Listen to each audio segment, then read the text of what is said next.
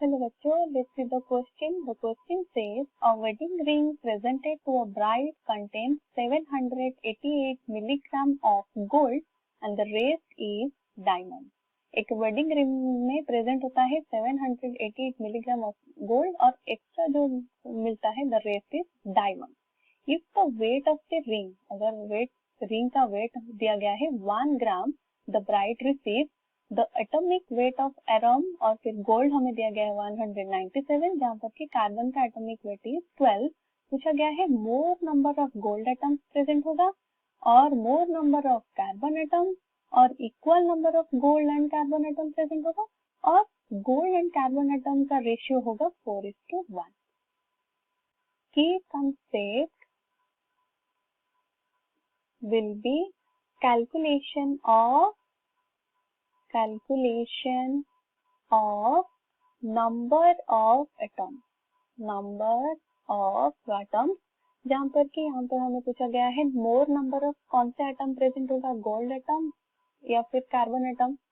Number of atom calculate करने के पहले हमें चाहिए होगा नंबर ऑफ मोल्स कैलकुलेट करना. Number of moles is mass divided by molar mass in the case of molecule. But अगर हम यहाँ पर एक एटम दिया गया है उसका नंबर ऑफ मोल कैसे कैलकुलेट करते हैं, मास डिवाइडेड बाय एटॉमिक मास. इसी से हम फाइंड आउट करते हैं the value of the number of moles. Next number of atoms will be number of atoms is equals to number of moles multiplied with Avogadro's number Na.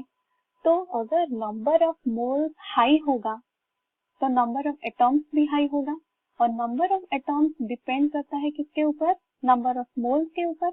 And number of mole is equal to mass divided by atomic mass. Here we see number of moles is equal to mass divided by atomic mass. Hence अगर atomic mass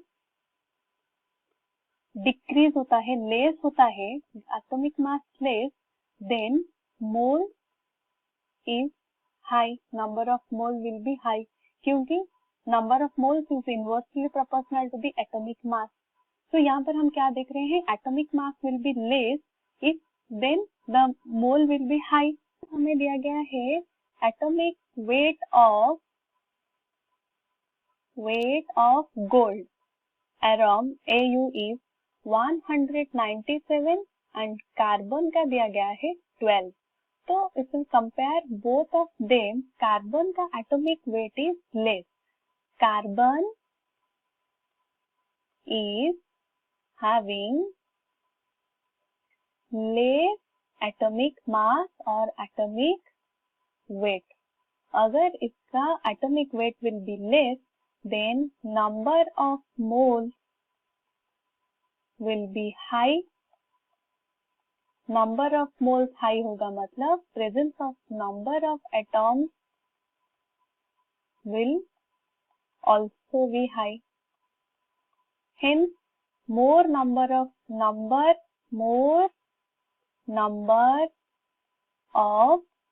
carbon atom are present.